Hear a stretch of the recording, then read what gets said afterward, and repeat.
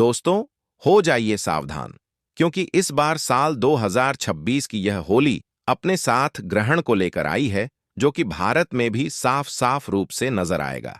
दोस्तों, आज की यह वीडियो बड़ी ही खास और महत्वपूर्ण, साथ ही में थोड़ा सावधान करने वाली भी है, क्योंकि साल 2026 यानी कि वह साल जब रंगों का महापर्व होली एक ऐतिहासिक खगोलीय घटना का गवाह बनने जा रहा है। आप सबने बिल्कुल ठीक सुना। इस बार होली के रंगों के साथ आसमान में एक अजीब सी हलचल भी देखने को मिलेगी। मैं बात कर रहा हूं होली के दिन लगने वाले चंद्र ग्रहण की। हमारे हिंदू धर्म में होली, दिवाली और रक्षाबंधन जैसे त्योहार बड़े ही पवित्र और बड़े ही धूमधाम से मनाए जाते हैं। लेकिन जब इन त्योहारों पर ग्रहण का साया पड़ जाए तो खुशी के साथ साथ एक डर और शंका भी मन में बैठ जाती है। साल 2026 की होली पर कुछ ऐसा ही संयोग बनने जा रहा है। ज्योतिष शास्त्र के अनुसार होली और चंद्र ग्रहण का एक ही दिन होना एक बहुत ही बड़ा और दुर्लभ संयोग है। अभी 17 फरवरी 2026 के दिन हम सभी ने सूर्य ग्रहण को झेला। इसके ठीक 3 दिन के बाद 3 मार्च होली के दिन अब चंद्र ग्रहण हम सभी को देखने को मिलेगा, जो कि भारत में भी साफ साफ रूप से नजर आएगा, जिसका असर न केवल हमारी कुंडली पर बल्कि हमारे भाग्य पर, यहां तक कि शेयर मार्केट पर भी इसका भारी असर हम सभी को देखने को मिलेगा। इतना ही नहीं, हमारी पूजा पाठ के साथ साथ ही पूरी दुनिया के वातावरण पर भी यह भारी पड़ने वाला है। तो आज की इस वीडियो में मैं आप सभी की इसी दुविधा को दूर करने जा रहा हूं, जो कि इस वक्त आप सभी के मन में हलचल मचाए हुए हैं। जैसे कि होलिका दहन का सही समय क्या होगा, 2 मार्च को होली मनाएं या फिर 3 मार्च को रंगों वाली होली किस दिन खेली जाएगी, और बरसाने में होली कब मनेगी, चंद्र ग्रहण भारत में किस समय पर दिखाई देगा, और सूतक काल कब शुरू होगा और कब समाप्त होगा। इस दौरान क्या क्या सावधानियां बरतने की आवश्यकता है और हमारी कुंडली पर इसका कैसे असर पड़ेगा, और सबसे जरूरी बात, ग्रहण खत्म होने के बाद और होलिका दहन से पहले आपको कौन से काम जरूर करने चाहिए ताकि आपके परिवार पर कोई भी आंच ना आए। तो निवेदन है आपसे, आप सभी अपना सभी कार्य 15 मिनट के लिए साइड में रखकर इस वीडियो को पूरा अंत तक देख लीजिए, क्योंकि आज आपको होली 2026 का पूरा पंचांग, ज्योतिष का हाल और इस चंद्र ग्रहण का हमारी किस राशि पर क्या प्रभाव पड़ेगा, एक एक करके संपूर्ण जानकारी देता हूं। चलिए सबसे पहले बात कर लेते हैं उस कंफ्यूजन की, जिस उलझन की वजह से हमारी तिथियों को लेकर मन में कंफ्यूजन बन जाता है। तो देखिए, हिंदू पंचांग की बात करें तो होली का त्योहार फाल्गुन मास की पूर्णिमा तिथि को मनाया जाता है, और साल 2026 में फाल्गुन पूर्णिमा की जो तिथि है वह 2 मार्च की शाम को शुरू होकर 3 मार्च की शाम तक रहेगी। अब यहीं से सारा कंफ्यूजन शुरू होता है। आमतौर पर हम जिस दिन पूर्णिमा की शाम होती है उसी दिन होलिका दहन करते हैं, लेकिन साल 2026 में 3 मार्च की शाम को यानी कि पूर्णिमा की शाम के समय में आसमान में चंद्र ग्रहण लगेगा, और हमारे शास्त्रों की बात करें तो यह अटल नियम है कि ग्रहण काल में कोई भी शुभ कार्य या पूजा या अग्नि प्रज्वलित करना सख्त माना होता है। ग्रहण के समय किया गया होलिका दहन शुभ फल प्रदान नहीं करता है, बल्कि दोष पैदा करता है। तो फिर होलिका दहन कब किया जाए? तो देखिए, ज्योतिष और पंचांग के अनुसार, जानकारों के अनुसार इसका सटीक हल यह निकलता है कि 3 मार्च की शाम को ग्रहण है। इसलिए साल 2026 में होलिका दहन 2 मार्च 2026 की रात को किया जाएगा। जी हां दोस्तों, तारीख को थोड़ा नोट कर लीजिएगा। होलिका दहन 3 तारीख को नहीं बल्कि 2 मार्च की मध्य रात्रि में होगा। लेकिन रुकिए, 2 मार्च को भी एक बाधा है, और बाधा यह है कि 2 मार्च को शाम होते ही भद्रा लग जाएगी। तो आप तो जानते ही हैं कि भद्रा काल के दौरान होलिका दहन या कोई भी शुभ कार्य करना विनाश काल विपरीत बुद्धि जैसा माना जाता है। भद्रा में किया गया होलिका दहन परिवार, समाज और देश के लिए अशुभ होता है। इसलिए हमें भद्रा के खत्म होने का इंतजार करना पड़ेगा।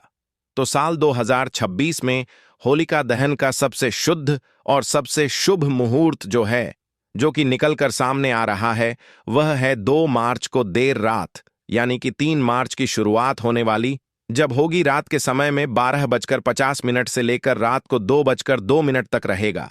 यह वह समय है जब भद्रा की पुंज होगी या भद्रा समाप्त हो चुकी होगी।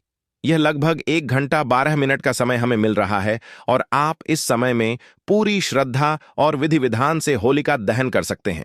इस समय अग्नि प्रज्वलित करना आपके घर से नकारात्मकता को जलाकर राख कर देता है।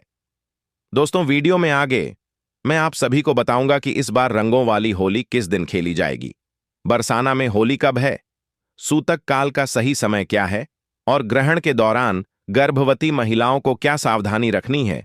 यह जानकारी बड़ी ही सूक्ष्म और महत्वपूर्ण है, लेकिन उससे पहले एक काम आप सभी को करना है। कमेंट सेक्शन में आप अपना नाम, स्थान और डेट ऑफ बर्थ लिख भेजिए ताकि इस चंद्र ग्रहण के समय आपकी डेट ऑफ बर्थ के अनुसार राशि के अनुकूल क्या उपाय बनता पड़ेगा वह मैं आपको रिप्लाई के माध्यम से ही बता दूंगी। साथ ही साथ ओम सोमाय नमः भी जरूर ही लिखिएगा ताकि इस चंद्र ग्रहण का कोई गलत प्रभाव आप पर ना पड़ पाए।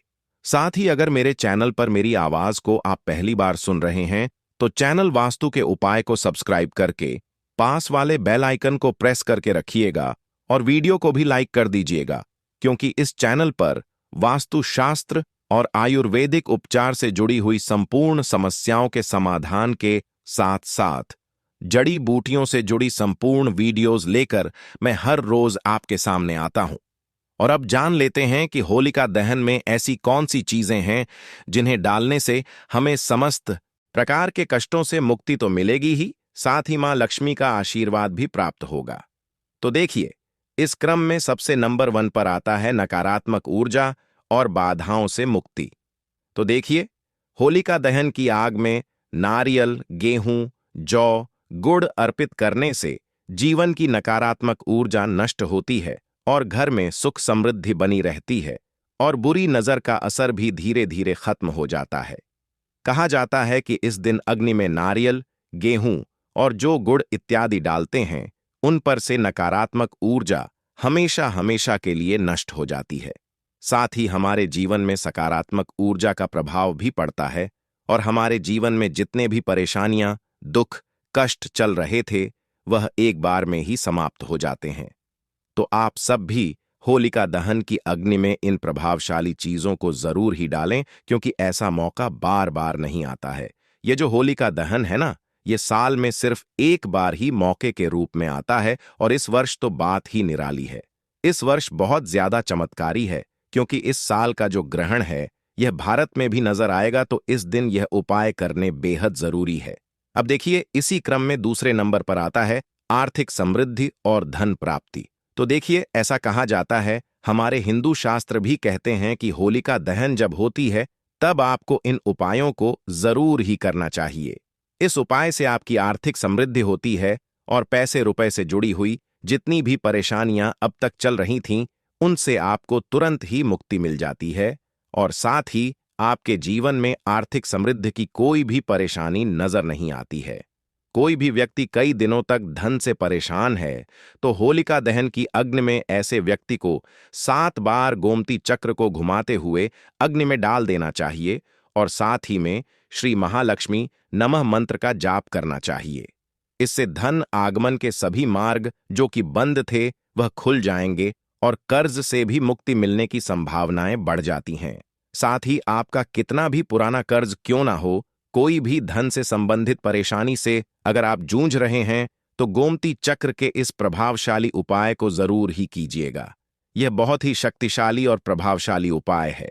अब देखिए, अगर आपके जीवन में बीमारियों से जुड़ी हुई कोई भी समस्याएं चल रही हैं, बीमारी घर से बाहर नहीं जा रही है, रिपोर्ट्स आपने चेक करवा ली है डॉक्टर से, कहीं कोई परिवार में कहीं कोई समस्या नहीं है, लेकिन फिर भी शरीर में हरारत बनी रहती है, बीमारियां खर्च कर चुकी हैं, तो ऐसे में आपको क्या करना है? होलिका दहन के समय में अग्नि में आपको हल्दी की एक गांठ को डाल देना है। इससे शरीर में जितने भी प्रकार के रोग होते हैं वह दूर हो जाते हैं। साथ ही में होलिका दहन की जो राख होती है उसमें तिल का तेल मिलाकर अगर आप अपने शरीर के उस हिस्से पर लगाते हैं जहां पर दर्द है तो उससे भी तुरंत आपको दर्द से मुक्ति मिल जाती है। अब देखिए, चौथे नंबर पर आता है शत्रुनाश या फिर कानूनी मामलों से मुक्ति या फिर विजय की प्राप्ति। तो देखिए, अगर आपके शत्रु बन रहे हैं, कोई भी व्यापार में शत्रु बन चुका है, या फिर नौकरी में कोई बाधा डाल रहा है, या फिर कोई भी कोर्ट केस वगैरह आपका चल रहा है, तो ऐसे में जो होलिका दहन की राख होती है उसे आप अपने घर पर लेकर आ और उसका छिड़काव अपने घर के हर एक कोने में कर दें। इससे तुरंत ही अगर कोई कानूनी कार्यवाही चल रही है, कोई कोर्ट केस है, तो उसमें आपको विजय की प्राप्ति होती है और साथ ही में अगर कोई अज्ञात शत्रु है तो उसका भी नाश होता है। तो इन उपायों को आप सभी जरूर कीजिए। अगला उपाय उन लोगों के लिए है जिनके शादी विवाह में डीएचएच ने आ रही है। बार बार शादी विवाह तय होकर कट जा रही है, कैंसिल हो जा रही है या मनचाहा विवाह नहीं हो पा रहा है, तो ऐसे में होलिका दहन की यह रात आपको खाली नहीं जाने देनी है। केवल आपको 5 गुलाब के फूल होलिका दहन की अग्नि में डाल देने हैं और अपनी मनवांछित इच्छा को मांग लेना है। बस इतना सा उपाय आप सभी जरूर कीजिएगा। यह वह उपाय हैं जिनसे आपको समस्त प्रकार के कष्टों से मुक्ति मिल जाती है। और बात कर लेते हैं उस खगोलीय घटना की जिससे हर कोई डरा हुआ है, चंद्र ग्रहण। साल 2026 का वह पहला चंद्र ग्रहण है जो कि 3 मार्च 2026 मंगलवार के दिन लगने जा रहा है, और इसके ठीक 15 दिन के पहले ही 17 फरवरी को सूर्य ग्रहण भी लगा था। यह कोई मामूली ग्रहण नहीं होता है। जब 15 दिन के अंतराल में 2 बड़े ग्रहण पड़ते हैं तो उसका गहन प्रभाव हम सभी के जीवन पर और हमारे देश पर भी पड़ता है। यह एक पूर्ण चंद्र ग्रहण होगा। इसका मतलब चंद्रमा पूरी तरह से पृथ्वी की छाया में आ जाएगा और लाल रंग में दिखाई देगा, जिसे कि ब्लड मून भी कहा जाता है। अब सबसे बड़ा सवाल यह पैदा होता है कि क्या यह ग्रहण भारत में दिखाई देगा और इसका समय क्या होगा? तो जी हां, यह ग्रहण बिल्कुल भारत में दिखाई देगा। भारत के अधिकांश हिस्सों से इसे देखा जा सकेगा। इसके पीछे एक शर्त है। शर्त यह है कि यह एक ग्रस्तोदय चंद्र ग्रहण होगा। ग्रस्तोदय का मतलब होता है जब शाम को भारत में चंद्रमा उग तो जाएगा, पहले से ही ग्रहण से ग्रस्त होगा। यानी कि हमें चंद्रमा साफ सुथरा नहीं बल्कि कटा हुआ या छाया से ढका हुआ उगता हुआ दिखाई देगा। और अब जान लेते हैं इसका सही समय। तो देखिए, भारतीय समय के अनुसार बात करें तो यह ग्रहण 3 मार्च को दोपहर के बाद से शुरू हो जाएगा। लेकिन चक्की दिन में हमें चांद नहीं दिखता है, इसलिए इसका महत्व शाम से शुरू होगा।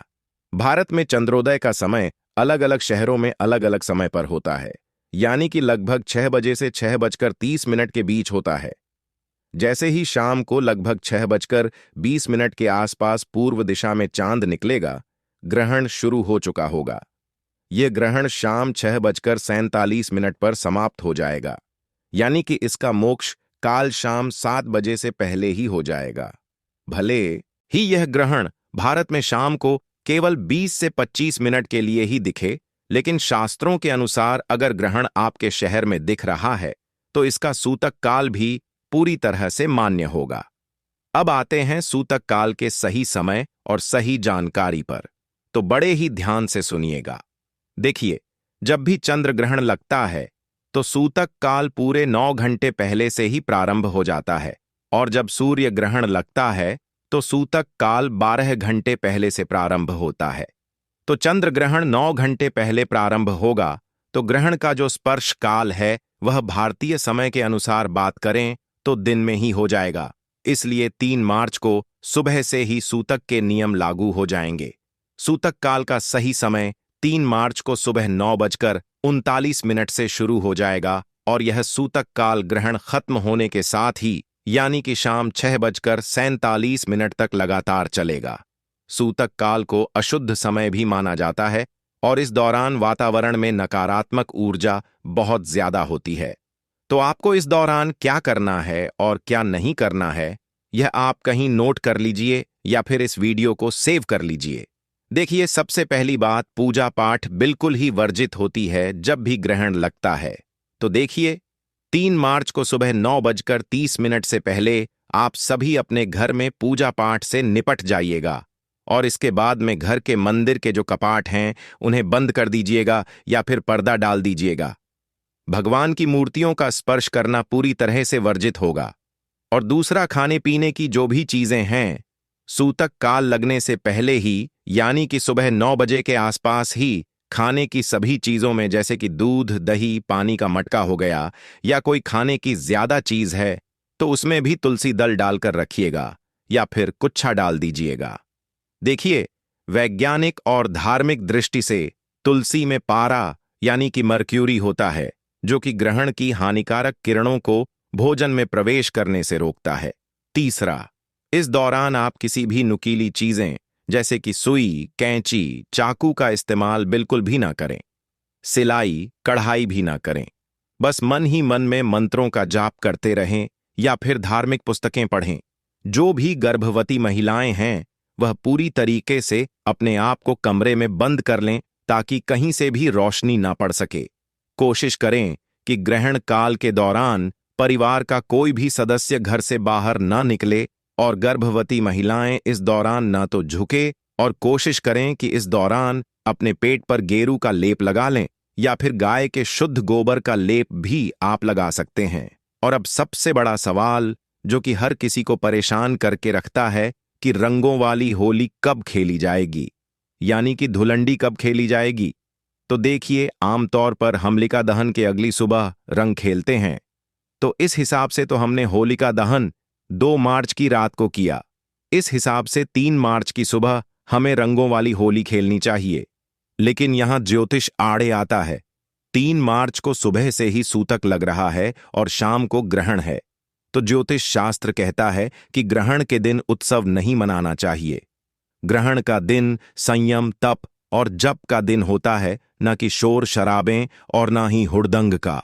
इसीलिए देश के बड़े बड़े विद्वानों और काशी के पंचांग के अनुसार रंगों वाली होली 3 मार्च को नहीं बल्कि 4 मार्च 2026 बुधवार को खेली जाएगी। 4 मार्च को ग्रहण का कोई साया नहीं होगा। पूर्णिमा तिथि खत्म हो चुकी होगी और चैत्र मास की प्रतिपदा तिथि यानी कि हिंदू नव वर्ष की पहली सुबह की तरह होगी। वातावरण पूरी तरह से शुद्ध और सकारात्मक हो चुका होगा। इसलिए 4 मार्च को आप जी भर के रंगों वाली होली खेलें, गुलाल उड़ाएं और होली मिलन समारोह बड़े ही प्रेम और धूमधाम से मनाएं। इस दिन पूरी तरह से शुभ योग भी बन रहे हैं।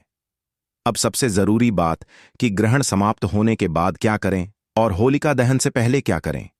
तो देखिए, होलिका दहन तो हम 1 रात पहले कर चुके हैं, लेकिन उसकी राख और प्रसाद ग्रहण करना अभी बाकी है।